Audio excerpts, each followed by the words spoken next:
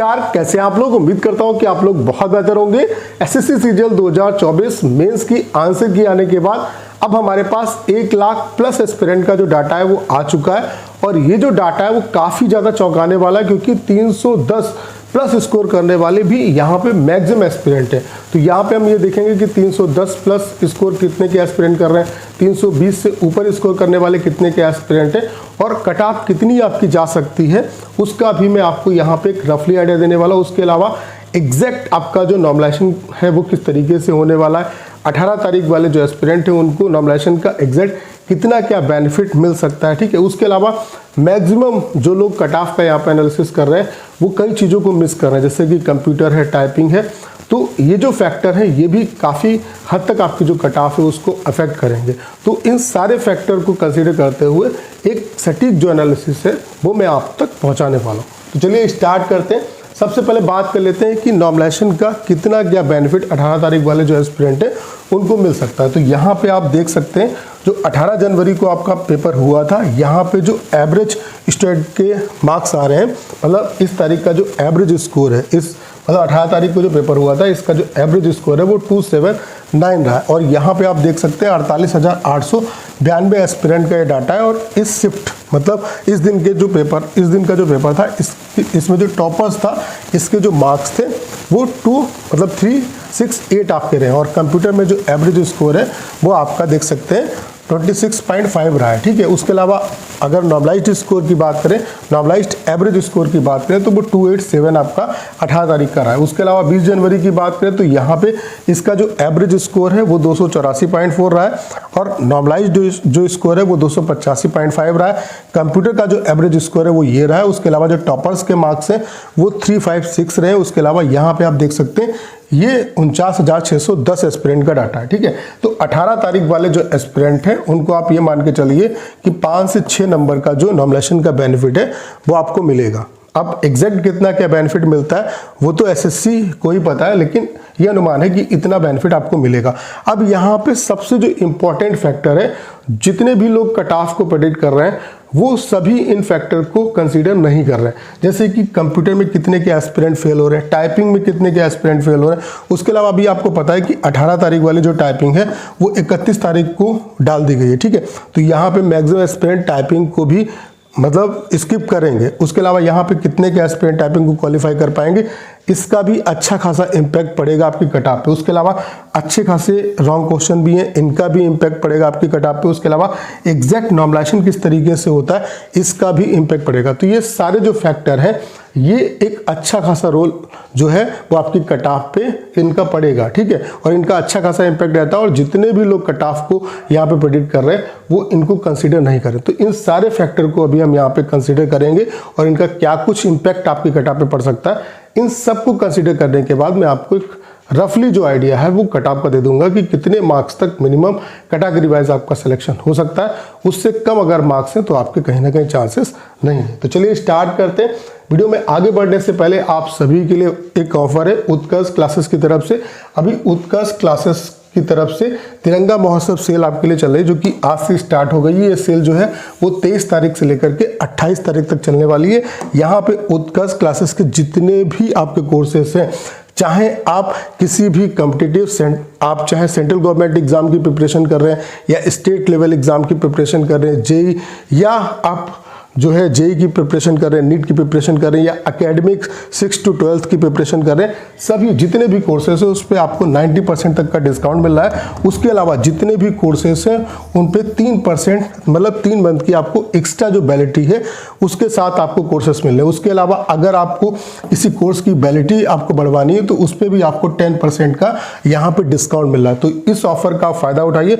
उसके अलावा अगर आप मेरा ये कोड वाजपेयी 76, ये कोड आप देख लीजिए वाजपेयी 76, ये अगर आप यूज करते हैं तो आपको यहाँ पे 100 रुपीज़ का और भी डिस्काउंट मिलेगा। लेकिन ये जो डिस्काउंट है ये सिर्फ उन्हीं कोर्सेज पे आपको मिलेगा जिनकी फीस 999 से ज़्यादा है, ठीक है। तो आज ही इसका फ़ायदा उठाइए। ये जो सेल है वो 23 तारीख से 28 तारीख तक चलेगी। 28 तारीख के बाद आपको प्राइस काफ़ी ज़्यादा मिलेंगे।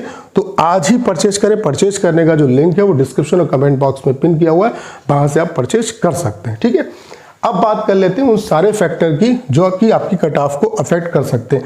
तो कौन कौन से फैक्टर आपकी कट ऑफ को अफेक्ट करते हैं? तो नंबर ऑफ वैकेंसी, जिस भी पार्टिकुलर एग्जाम की आप कट ऑफ निकाल लो उसमें नंबर ऑफ वैकेंसी कितनी है इसका अच्छा खासा इंपैक्ट पड़ता है आपकी कट ऑफ पे। उसके अलावा एग्जाम का लेवल कैसा रहा, उसके अलावा रॉन्ग क्वेश्चन कितने क्या पूछे गए, ठीक है, उसके अलावा नॉर्मलाइजेशन, एग्जैक्ट नॉर्मलाइजेशन किस तरीके से होगा इसका भी इंपैक्ट पड़ता है। उसके अलावा यहाँ पे कंप्यूटर और टाइपिंग इसका भी अच्छा खासा इंपैक्ट पड़ेगा कि कंप्यूटर अब मोस्टली ये देखा जाता है कि, और यहाँ पे ऐसा हुआ भी है कि जिन एस्पिरेंट के मार्क्स अच्छे हैं वो कंप्यूटर में उनके मार्क्स बहुत कम है या टाइपिंग वो क्वालिफाई नहीं कर पा रहे, तो इसका भी इम्पैक्ट आपकी कट ऑफ पे पड़ता है, ठीक है, और पड़ेगा भी, और कोई भी इसे कंसीडर नहीं कर रहा है। अगर हम नंबर ऑफ वैकेंसीज की बात करें तो वैकेंसीज जो है वो आप देख सकते हैं ओवरऑल जो वैकेंसी है आपकी वो 18,236 वैकेंसी है, ठीक है। ये वैकेंसी आपकी इंक्रीज हो चुकी है जिसमें यूआर कैटेगरी की, उसके अलावा SC ST OBC EWS इनकी वैकेंसी आप देख सकते हैं, ठीक है। अगर हम ग्रेड पे वाइज वैकेंसी देखें तो 2400 ग्रेड पे की जो वैकेंसी है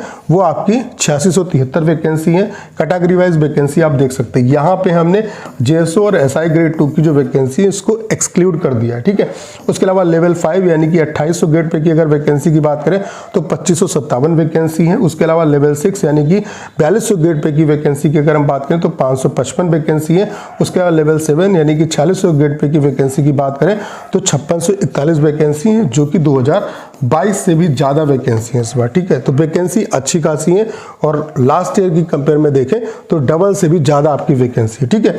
उसके अलावा अगर हम यहाँ पे बात करें एग्जाम के लेवल की तो ये आप देख सकते हैं ये 1 लाख प्लस एस्पिरेंट का डाटा है, और यहाँ पे आप देख सकते हैं कि 350 से ऊपर स्कोर करने वाले भी 77 एस्पिरेंट है, जबकि यहाँ पे आप देखोगे ये 2023 का डाटा है, और ये दोनों डाटा मैं आपको दिखा रहा हूँ इसका कंप्लीट जो क्रेडिट है वो रैंक मित्रा को जाता है। यहाँ पे आप देख सकते हैं कि 350 या उससे ऊपर स्कोर करने वाले केवल 3 एस्पिरेंट थे, 330 या उससे ऊपर स्कोर करने वाले इतने एस्पिरेंट थे, 320 या उससे ऊपर स्कोर करने वाले 975 एस्पिरेंट थे। तो आप खुद देख सकते हैं कि पेपर का जो लेवल है वो इस बार लास्ट ईयर की कंपेयर में इजी रहा है। इस वजह से वैकेंसी ज़्यादा होने के बाद भी आपको जो कट ऑफ है वो लास्ट ईयर से हाई ही देखने को मिलेगी।